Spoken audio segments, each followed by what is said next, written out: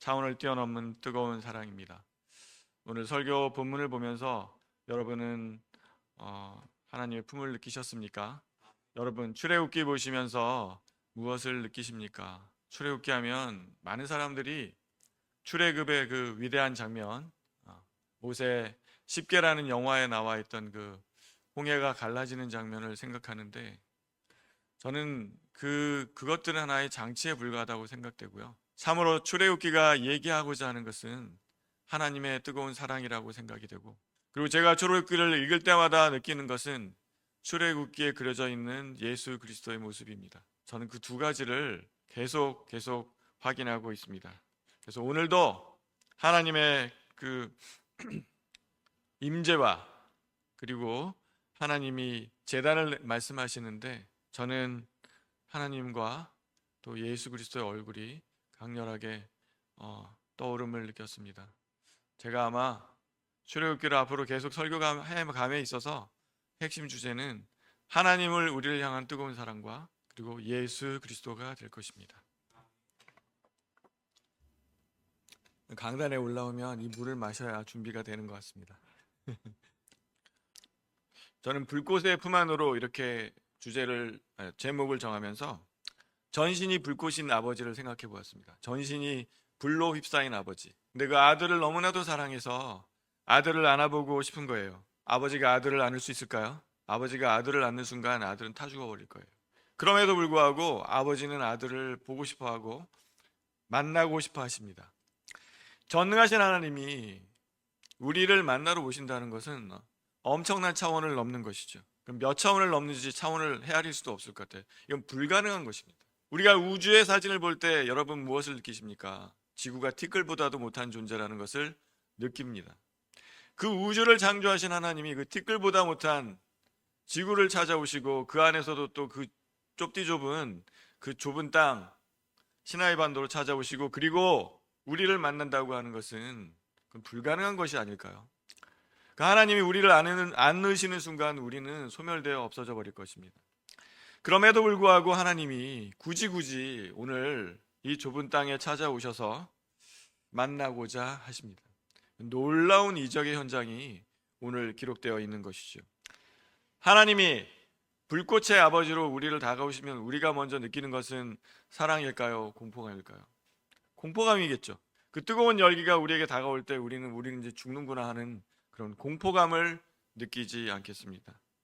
그럼에도 불구하고 하나님이 다가오자 하시는 것은 사랑이요, 그리고 하나님이 우리에게 다가오면서 보여주고자 하시는 것은 내가 그럼에도 불구하고 이 몇 차원을 넘어서 너를 사랑해서 이렇게 다가왔다고 하시는 그 뜨거운 사랑과, 그리고 안타까운 것은 우리가 느끼는 그 공포감이겠죠.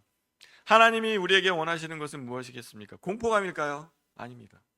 우리를 사랑하는 그 사랑으로 우리 또한 사랑으로 반응하기를 원하시는 것이겠죠. 그럼에도 불구하고 우리가 느끼는 것은 먼저 공포감이요 두려움입니다. 그것이 하나님과 우리의 만남에 있어서의 비극이죠. 하나님은 뜨거운 사랑으로 다가오고자 하시는데 우리는 공포감으로 멈칫멈칫하며 뒤로 물러서는 것, 그것이 하나님과 우리와의 관계에 있어서의 비극입니다. 그로 인해서 비극의 현장으로 예수 그리스도가 돌아가신 것이죠. 하나님이 우리에 대한 사랑은 그래서 두 가지 양면성을 갖고 있습니다. 뜨거운 사랑의 모습과 안타까움의 모습이 공존하고 있는 것입니다. 사랑 이전에, 그래서 예수님이 오시기 전에는 우리가 느끼는 것은, 그리고 유대인들이 느낀 그 구약 성경의 기록은 하나님에 대한 뜨거운 경외심, 공포감이 담겨 있습니다. 신약에 들어오면 완전히 바뀌죠. 하나님에 대한 사랑에 대한 우리의 사랑, 결국 그 전환을 이루신 분은 바로 예수 그리스도이십니다. 모든 종교는 우리 인간의 열망을 담고 있어요. 제한이 있는 우리 인간이 영원한 존재에 대한 갈망이 있습니다. 그것이 우리 인간이 만들어낸 모든 종교죠. 그래서 불교에서도 얘기합니다. 궁극의 존재를 향한 뜨거운 나아감, 힌두교도 마찬가지고 이슬람도 알라신을 향한 뜨거운 나아감을 얘기하고 있습니다. 그러나 우리 기독교는 오늘 본문의 말씀처럼 하나님께서 먼저 우리를 찾아오심, 준비가 전혀 안 된 우리를 향해서 먼저 찾아오심입니다. 그것이 우리가 준비가 안 돼 있기 때문에 때로는 비극으로, 때로는 슬픔으로 성경에 기록되어 있지만 결국 하나님께서 우리를 먼저 찾아왔다는 점에서 세상의 모든 종교가 갖고 있지 않은 특별한 부분을 갖고 있는 것입니다. 기도하겠습니다. 은혜와 사랑이 많으신 아버지 하나님, 우리 이렇게 모였사오니 오늘 하나님의 뜨거운 사랑, 우리 곁에 오고자 하시는 그 사랑을 우리가 사랑으로 화답할 수 있도록 인도하여 주시옵소서. 하나님의 뜨거운 사랑이 우리의 마음을 감동시키며 우리의 삶을 하나님께 드릴 수 있도록 인도하여 주시옵소서. 우리 구주 예수 그리스도 이름으로 기도하였습니다. 아멘. 오늘의 본문의 말씀을 여러분 보실 때 어떤 것을 느끼십니까? 하나님의 나타나심은 이 앞장 출애굽기 19장 16절 20절에 동일하게 나타나고 있어요. 우레와 번개와 빽빽한 구름과 나팔 소리와 시내산의 연기가 자욱했다고 19장에 나타나고 있습니다. 그리고 십계명이 주어지고 그 다음에 오늘의 본문이 있습니다. 오늘 하나님께서 나타나시고 제단법을 우리에게 주시죠. 무엇이 느껴지십니까? 한번 하나님의 나타나심, 임재하심을 기록을 해놓고 십계명을 기록해놓고 또다시 하나님의 임재를 기록하고 있어요. 무슨 의미가 있습니까? 이것을 문학적으로는 샌드위치 기법이라고 하죠. 중요한 것은 그 샌드위치에는 내용물이 중요하잖아요. 그죠? 그렇게 보면 십계명을 굉장히 강조해서 말씀하신 것이기도 합니다. 또 한 가지는 먼저 만남이 먼저이고 그 다음에 계명이라는 것을 강조하는 부분이기도 하죠. 하나님의 계명을 감싸고 있는 것은 하나님의 함께하심, 하나님의 임재이십니다. 우리는 그것을 잊지 말아야 됩니다. 계명을 먼저 바라보면 하나님의 함께하심을 잊어버릴 수 있습니다. 하나님이 원하시는 것은 하나님의 함께하심이 먼저요, 그 다음에 우리의 준비됨을 위한 계명이라는 거죠. 만나기 위해서, 완벽하신 하나님을 만나기 위해서 너희 또한 이 정도 준비를 얘기하시는 겁니다. 근데 먼저 오신 다음에 그 다음에 만남을 얘기하시는 거죠. 이해가 되십니까?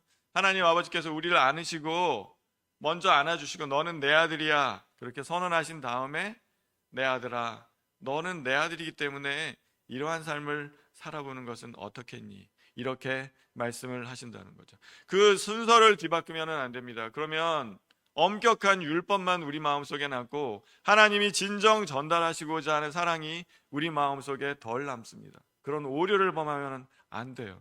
예수님께서 오신 것도 내가 너희를 뜨겁게 사랑한다. 그 다음에 내가 너희를 그렇게 사랑하기 때문에 새로운 길로 내가 너를 인도하고 싶다는 그런 의사인 것을 알아야 됩니다. 성과 후를 바꾸시면 은혜가 되지를 않습니다. 만남이 먼저이고 율법이 다음입니다. 만나고 싶어서, 내가 너희를 사랑으로 만나고 싶어서 내가 다가왔으니 너희 또한 이렇게 살면 어떻겠니? 이 말씀을 절대로 잊지 마십시오. 오늘의 본문은 너무나도 중요하기 때문에 한 절 한 절을 먼저 묵상하고 싶습니다. 출애굽기 20장 18절, 오늘 본문 시작은 이렇게 되지요. 여러 백성이, 모든 백성이 있는데 우레소리와 번개소리와 나팔소리와 산의 연기를 보게 되었다. 그 백성들이 볼 때 떨며 멀찍이 떨어져 있었다. 이렇게 시작이 됩니다. 우레와 번개는 무엇을 말씀하실까요?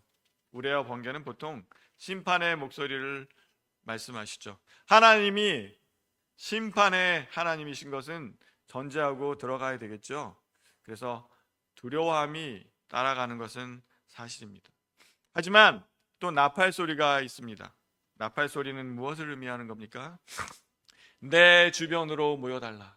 내가 여기 있으니 내 주변으로 모여라. 나의 백성들아. 이렇게 말씀하시는 거죠. 왜 나팔 소리를 부는지 아십니까? 내가 여기 있으니 나에게 오너라. 다른 데 가지 마라. 나의 백성들아. 내게 오라. 이렇게 초청을 하고 계시는 것이죠. 산의 연기가 무엇을 의미합니까? 우리와 함께 하고 싶은 강한 열망을 얘기한다고 말씀드리고 싶습니다.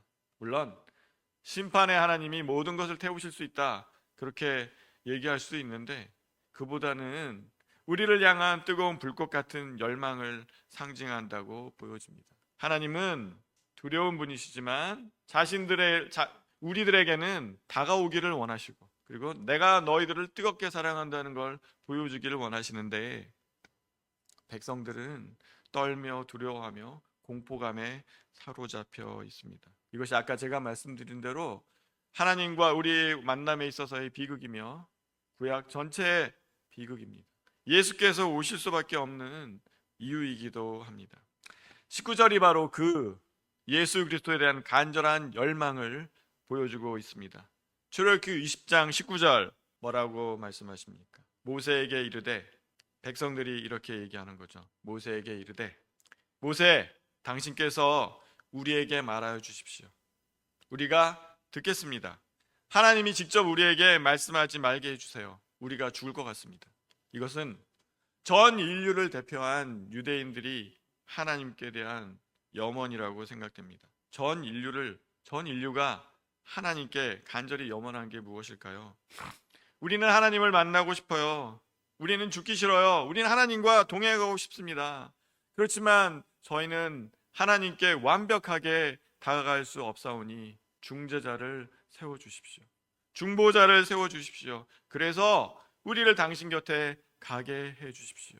유대인들의 이 소망, 간절한 소망은 바로 전 인류의 소망이 아니겠습니까? 그렇죠. 우리 또한 그렇게, 우리의 선조들도 그렇게 새벽에 정한선 떠놓고 손을 모아 손바닥이 닳도록 비는 게 무엇이었겠습니까? 나를 만나 주십시오. 내가 정말 죽게 되었습니다. 나를 만나 주십시오. 내 소원을 들어주십시오. 내 곁에 와 주십시오.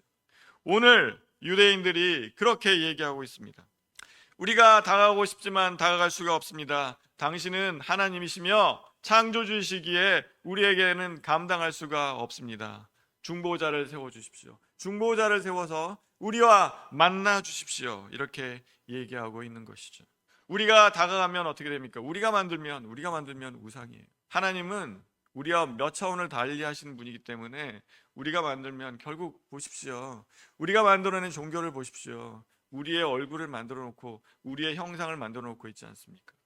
하나님이 우리에게 알려주셔야 됩니다. 그래야 우리가 알 수 있다는 그런 말씀이시죠.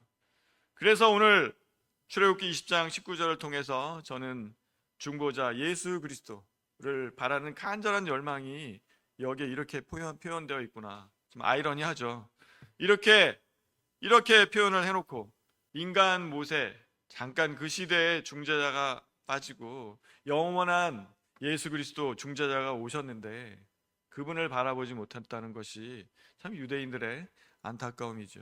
또한 우리의 안타까움일 수도 있습니다. 우리가 만약에 예수 그리스도를 영접하지 못한다면, 우리가 그렇게 하나님께 다가가기를 원하고 하나님께서 다가와 주시기를 원하고 중재자, 매개자가 있기를 그렇게 원해놓고 막상 영원한 매개자를 보내주셨는데 우리는 그분을 받아들이고 있습니까? 세상은 그분을 받아들이고 있습니까? 과학기술이 발전하면서 그분을 점점 잊어가고 있는 것은 아닐까요? AI가 발전하면서 그 편리함에 저 많이 이용하고 있지만 그러나 두렵습니다. AI가 혹시 예수 그리스도를 우리가 AI로 착각하거나 중재자를 AI로 보는 것은 아닐까 걱정이 되는 것이죠. 이런 시내반도에서 하나님께 향한 열망이 결국 예수 그리스도로 오셨음을 우리는 잊지 말아야 합니다. 20절에는 하나님께서 정말 하고 싶은 말씀을 하세요. 두려워하지 말아라. 제발 나를 두려워하지 말아라. 에어컨 좀 빵빵하게 틀어주세요. 에어컨 좀 빵빵하게. 네, 저도 덥네요. 여기 있으니까. 네, 더워요. 에어컨 좀 빵빵하게 둡시다. 우리 피서도 못 가는데 교회 오면서 피서 간다는 심정으로 좀 왔으면 좋겠어요. 출애굽기 20장 20절에 뭐라고 말씀하십니까? 두려워하지 말아라. 나를 두려워하지 말아라. 소개하죠. 하나님께서 오늘 여기에 오신 것은 너희를 시험하고 너희로 경외하며 범죄하지 않게 하려 하심이니라. 하나님이 우리에게 무엇을 시험하고 싶어 하실까요? 사랑을 확인하고 싶어 하실 것 같아요. 아이가 아빠 품에 안겨서 뭐라고 얘기합니까? 아빠 나 사랑해? 그거 왜 물어봐요? 지가 사랑하니까. 나도 아빠 사랑하는데 아빠도 그만큼 나 사랑해? 이거 아닐까요? 우리가 뜨거운 연인이었을 때, 여기 우리 지금은 안 그러시겠지만 당신 나 사랑해? 물어보지 않습니까? 왜 물어보죠? 내가 당신을 사랑하는데 당신 나 그만큼 사랑하고 있어? 하나님께서 우리의 사랑을 테스트하고자 하신다는 거죠. 왜 테스트하고자 하십니까? 나는 너를 너무나도 사랑하는데 너는 나를 어떻게 바라보느냐 확인하고 싶어 하신다는 거죠. 하나님께서 직접 오신 것은 너희들이 두려움을 먼저 갖게 하려는 게 아니야. 너희가 나를 사랑하는지를 확인하고 싶은 거야. 왜 사랑하고 싶을까요?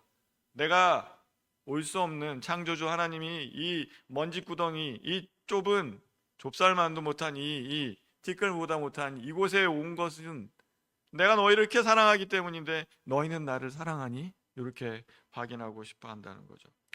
그래서 너희의 사랑함을 확인하고 싶고, 그리고 너희가 나를 경외해서, 경외와 두려움의 차이는 무엇입니까? 두려움은 공포와 두려움이죠. 여러분 학교 다닐 때 학생 주임 선생님을 사랑으로 바라본 적 있을까요? 공포로 바라보죠. 그래서 학생 주임 선생님이 항상 그 아픔이고 서러움일 것 같아요. 나도 학생들 정말로 사랑하는데 얘네들은 나를 공포로만 바라보는구나. 하나님이 그런 마음이실 것 같아요. 경외를 얘기하세요. 경외는 무엇일까요? 사랑을 깔고 있는 존경함. 그걸 경외라고 해석하고 싶습니다. 나는 너희의 사랑을 시험하고 너희가 나를 사랑을 갖고 존경해 주기를 원한다. 그리고 범죄하지 않게 하기를 원한다.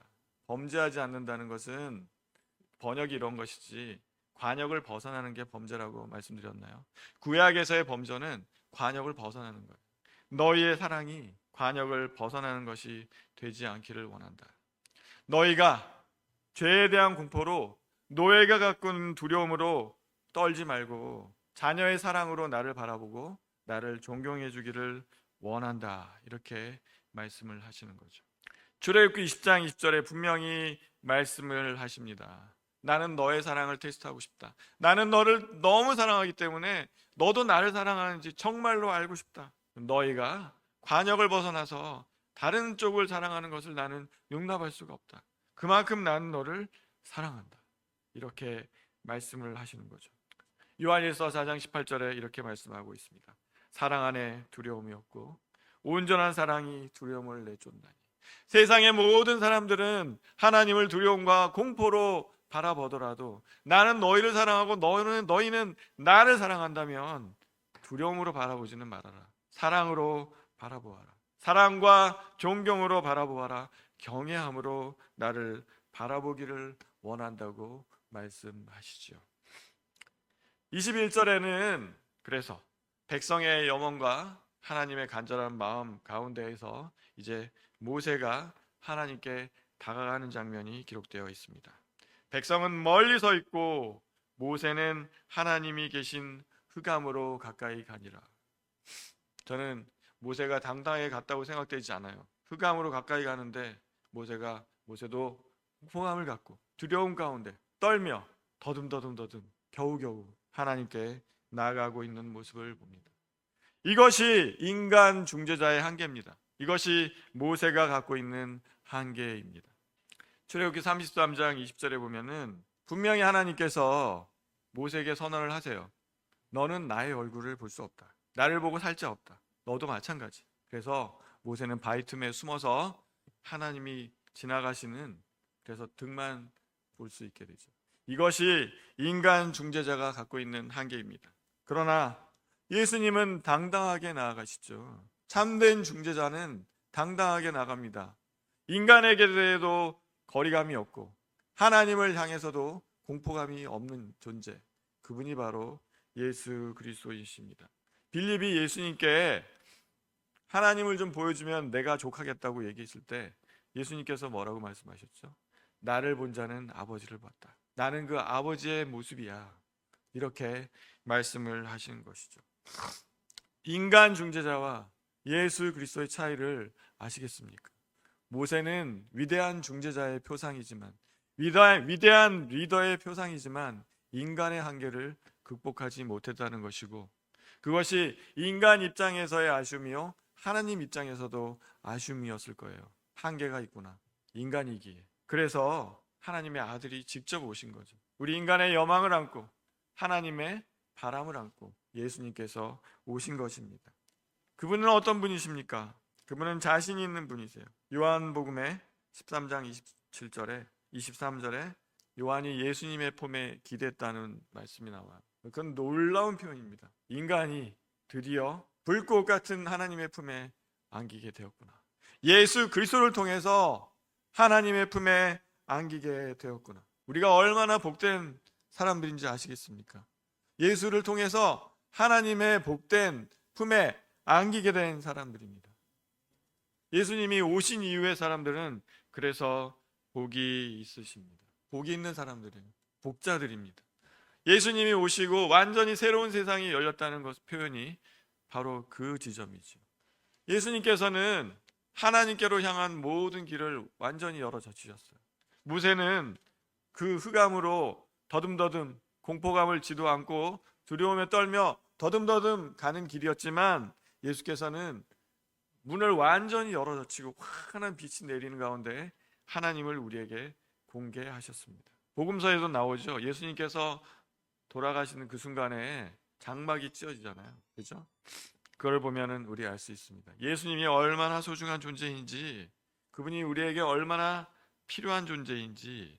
그래서 우리 무당과 접신자 조심해야 됩니다. 무당과 접신자는 모세보다 못한 존재들이고 모세만한 영역이 있다고 해도 인간입니다. 모세가 떠듬 두려움과 공포 속에 장님이 코끼리 만지듯이 떠듬 하나님을 표현할 때 예수님은 분명히 얘기했어요. 나를 본 자는 하나님을 보았다. 나의 품에 기댄 자는 하나님의 품에 기댄 것이다. 그래서 여러분의 앞에 무당과 접신자와 미래를 예측하는 사람을 앞에 놓지 마십시오. 장난으로 한번 해보겠다, 이딴 소리 하지 마세요. 하나님이 굉장히 싫어하십니다. 예수님의 업적을 가리는 거거든요. 어찌 감히 예수 그리스도를 제껴놓고 하나님을 만나게 할 누군가를 세운다는 말입니까? 그것은 예수님에 대한 모욕입니다. 그래서 요즘에 방송이나 이런 곳에 무당이나 접신자들이 자신 있게 나오는 것을 보면 너무나도 무서워요. 이게 도대체 뭐 하는 짓인가? 한때는 무속을, 잘못된 그런 허례허식을 회파하자 그래가지고 못 나오겠어요. 요즘은 막 나오더라고요. 뭐 얼굴도 예쁘게 화장해가지고 정말 제가 볼 땐 귀신 같은데 귀하게 뭐 이상하게 화장하고 성형해서 무당들이 나오고 있어요. 조심해야 됩니다.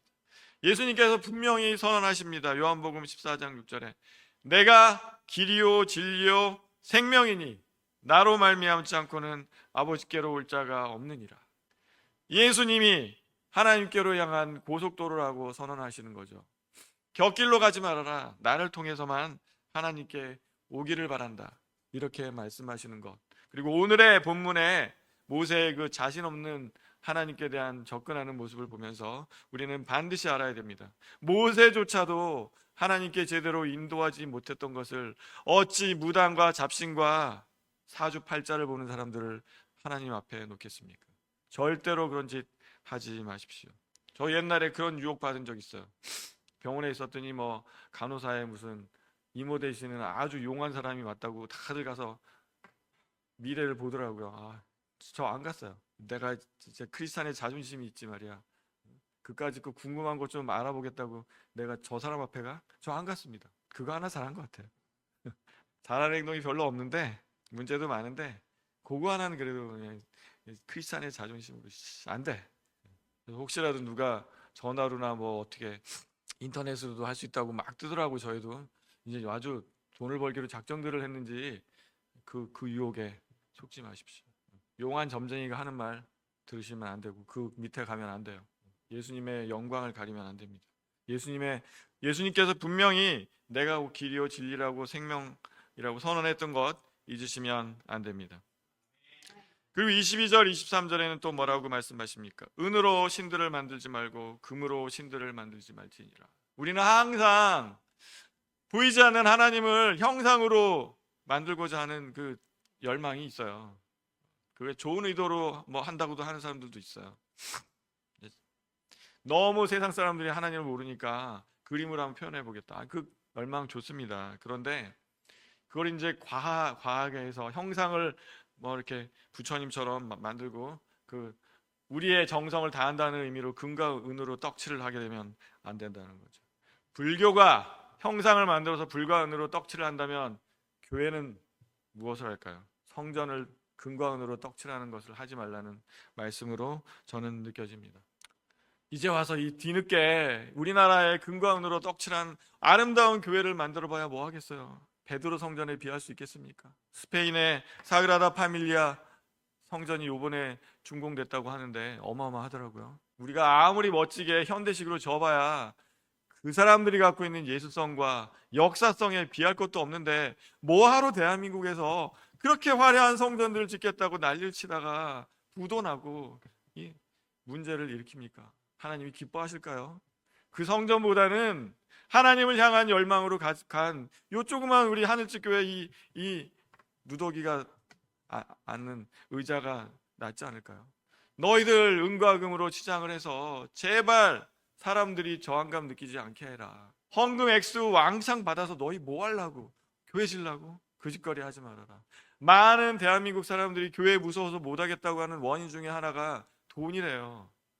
교회 갔더니 왜 이렇게 돈 바치라는 게 많냐? 11조부터 주일헌금부터 감사헌금 무슨 뭐 한 50종 막 이렇게 쫙 해가지고 정말 저 그 사람들한테 얘기하고 싶어. 돈 내지 마. 돈 안 내도 좋아. 그냥 오세요. 우리 돈 얘기 안 할게요, 제발. 그냥 교회 유지하고 안 되면 천막에서 하고 안 되면 길거리에서 드리지 뭐 그 돈이라는 것을 앞에 내세워서 왜 많은 백성들이 하나님께 오는 것을 막느냐. 그 말씀이죠.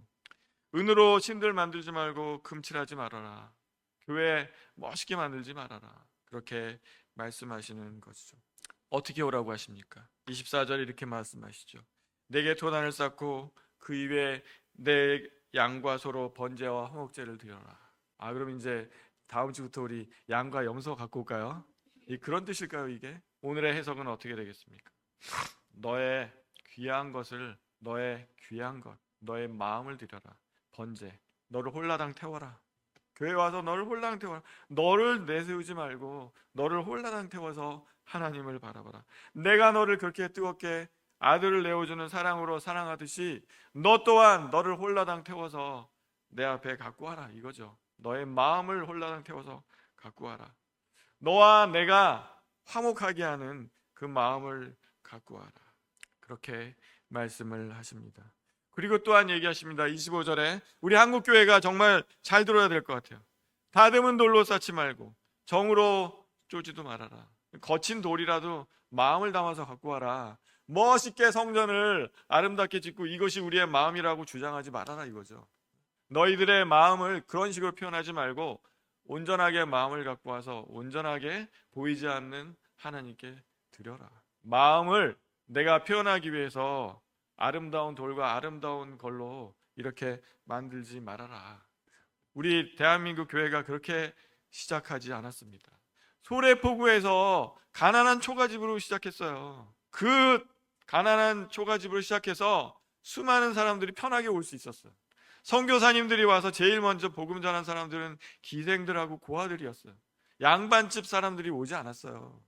양반집 사람들이 채통이 있고 권위가 있지 어떻게 서양 그 오랑캐들이 오라고 하는데 오겠습니까? 안 왔어요. 그러니까 사회에서 버림받은 백정들, 종들, 노비들, 여자들이 왔죠. 저기 가면 남녀 차별이 없다더라. 빈부귀천이 없다더라. 그러고 왔는데 요즘에 대한민국이 그렇게 못하고 있나 봐요. 그러니까 사람들이 저항감을 느끼죠. 내가 부족해서 못 가겠다. 내가 돈이 없어서 못 가겠다. 내가 갖고 있는 것이 없어서 못 오겠다. 하나님께서는 그걸 미리 염려하신 거죠. 사람들의 마음을 염려하는 것 같아요. 너희들이 그 마음을 다한다고 해서 화려하게 정을 쪼아서 내 주위를 치장을 한다면 그럼 많은 사람들이 오지 못할 거야. 그래서 결국 예수님이 어디로 오셨습니까? 구유로 오셨어요. 구유로. 완전 세상 밑바닥으로 오셨어요. 교회는 그 밑바닥을 다시 찾아가야 될 것 같아요. 한국 교회가 지금 무너지고 있다고 하는 것은 중산층 이상을 바라보는 한국 교회의 모습에서 이제 하층 교회를 바라보는 그러한 교회가 되라고 하는지 모르겠습니다. 저도 이렇게 뻔지르하게 있고 앉아가지고 이렇게 말만으로 우리 가난한 사람 어쩌고 얘기하는 게 부끄럽고 정말 이 자리에 냄새나는 노숙자가 온다고 하면 우리가 용납할 수 있을지 전혀 자신이 없지만 그러나 그러한 사람들이 편하게 올 수 있는 곳, 세상에서 상처받고 소외받은 사람들이 아무런 저항감이 없이 그냥 갈 수 있는 곳이 돼야만이 교회가 원래의 모습을 찾아가고 하나님께서 기뻐하시는 교회가 되는 것이 아닌가, 이렇게 생각이 되는 것이죠. 층계도 만들지 말라고 하셨습니다. 층계는 무엇입니까? 위대한 독재자들, 세상에서 말하는 독한 독재자들의 그 지은 건물을 보셨습니까? 북한에 가보십시오. 그 쓰잘데기 없는 위대하고 우리 뻥뻥한, 사람들 잘 살지도 않는 그 건물로 평양을 채워놓았습니다. 그거보다는 쓰러져가는 초가집이 있을지언정 노숙자들이 들끓는 그 사람들이 있을 수 있는 대한민국 서울이 나은 것이죠. 그래서 얘기하는 거죠. 층계로 내 제단에 오르지 말아라. 층계를 통해서 사람들과 거리를 두고 제사장이 위대하게 보이는 그러한 건물 만들지 말라고 얘기하십니다. 그래서 결국 구유에 오신 예수님이 필요합니다. 오늘 이 말씀이 핵심인 것 같아요. 요한복음 1장 14절. 말씀이 육신이 되어 우리 가운데 거하심에 우리가 그의 영광을 보니 아버지의 독생자의 영광이요 은혜와 진리가 충만하더라.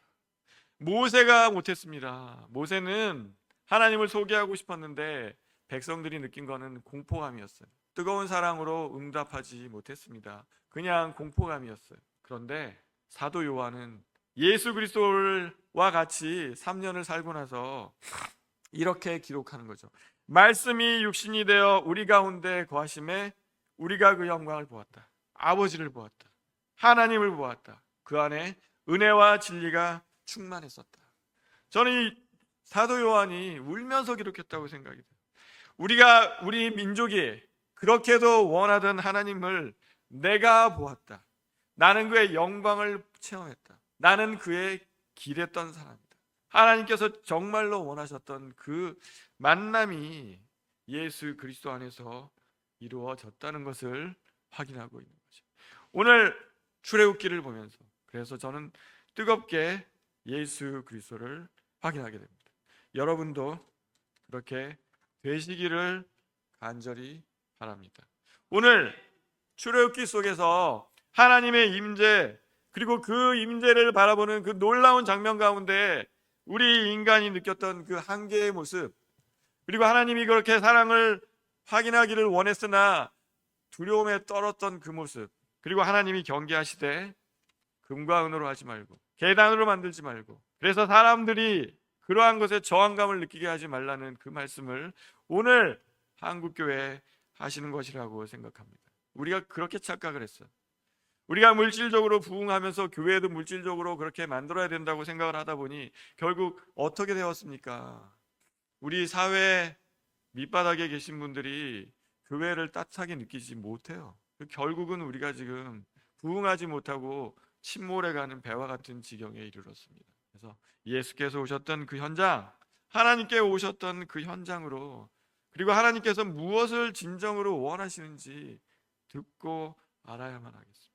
차라리 교회가 꾀죄죄하면 할수록, 그래서 노숙자들이나 가난한 사람들이나 세상에서 소외받은 사람들이 접근성이 쉬워진다면 그것이 진정으로 하나님이 원하시는 교회의 모습일 거라고 생각이 됩니다. 네, 그러면 오늘 결론을 내리면서 오늘 결론을 우리에게 알게 해주는 하나님의 말씀을 한 구절씩 읽어보겠습니다. 먼저 요한복음 1장 14절 우리 같이 한번 읽어볼까요? 말씀이 육신이 되어 우리 가운데 거하심에 우리가 그의 영광을 보니 아버지의 독생자의 영광이요 은혜와 진리가 충만하더라. 요한이 말하고 있습니다. 하나님이 우리 가운데 오셨다. 놀라운 선언이죠. 그 하나님이, 출애굽기에 그 하나님이 우리 가운데 왔고 나는 그분의 손을 만졌습니다. 그분을 만지면서 내가 하나님 아버지의 영광을 완전히 이해할 수 있었습니다. 그분을 완전히 꿰뚫어 알게 되었습니다. 이게 예수님에 대한 선언이죠. 히브리서 4장 16절 우리 같이 한번 읽어볼까요? 그러므로 우리는 긍휼하심을 받고 때를 따라 돕는 은혜를 얻기 위하여 은혜의 보좌 앞에 담대히 나아갈 것이니라. 자, 하나님께서 그렇게도 원하시던 그 고백을 하고 있습니다. 너희가 나를 무서워하고 피하지만 말고 오라고 하셨는데 히브리서 4장 16절에 이런 얘기를 하고 있어요. 내가 은혜의 보좌 앞에 담대히 나아갈게 되었습니다. 놀라운 변화 아닙니까? 어떻게 이러한 변화가 있었습니까? 예수 그리스도가 계셨죠. 아가서 8장 6절 7절을 보겠습니다. 같이 한번 이 구절 읽어볼까요? 사랑은 죽음같이 강하고 그 새끼가 여호와의 불과 같으니라. 많은 물도 이 사랑을 알지 못하겠고 홍수로도 삼키지 못하나니. 하나님의 뜨거운 사랑을 얘기하고 있죠. 아가서는 이스라엘 백성들이 절기에 읽는 성경인데요, 사랑의 얘기예요. 그냥 읽으면 연인들의 사랑 얘기인데 그 연인들의 뜨거운 사랑이 하나님이 우리를 향한 사랑이라고 얘기하시는 거죠. 그래서 8장 6절 7절에 뭐라고 얘기합니까? 사랑은 죽음같이 강하다. 여호와의 불꽃 같은 사랑은 많은 물도 홍수도 막을 수가 없다. 그렇게 선언을 하고 계시는 거죠. 그리고 로마서 8장 38절 39절 우리 같이 한번 읽어보겠습니다. 내가 확신하노니 사망이나 생명이나 천사들이나 권세자들이나 현재일이나 장래일이나 능력이나 높음이나 깊음이나 다른 어떤 피조물이라도 우리를 우리 주 예수 그리스도 안에 있는 하나님의 사랑에서 끊을 수 없느니라. 아멘. 예수의 오심을 이렇게까지 정확하게 표현하고 있는 것이 어디 있겠습니까? 예수의 오심은 하나님의 사랑이라는 거죠. 하나님의 사랑을 어떠한 것도 끊을 수 없는 것을 확증적으로 보여주신 것이다. 출애굽기에서 그렇게 갈망하던 하나님의 염원과 우리 인간의 염원이 해결된 지점이 예수 그리스도임을 오늘 말씀해 주고 있습니다. 기도하겠습니다. 은혜와 사랑이 많으신 아버지 하나님, 출애굽기를 통해서 하나님의 임재 현장에서 하나님의 안타까움과 인간의 안타까움을 보면서 예수 그리스도의 소중함을 느낍니다. 주님, 예수께서 열어젖힌 그 문을 향해서 하나님께 나아가는 우리 되게 인도하여 주시옵소서. 수천 년의 역사 동안에 인간이 이루지 못했던 그 열망, 하나님께서 그 해결하고자 하셨던 그 답답함을 해결해 주신 예수 그리스도를 바라볼 수 있도록 인도하여 주시옵소서. 우리 구주 예수 그리스도 이름으로 기도하였습니다. 아멘. 다 같이 일어나셔서 우리 교회 주제 찬송을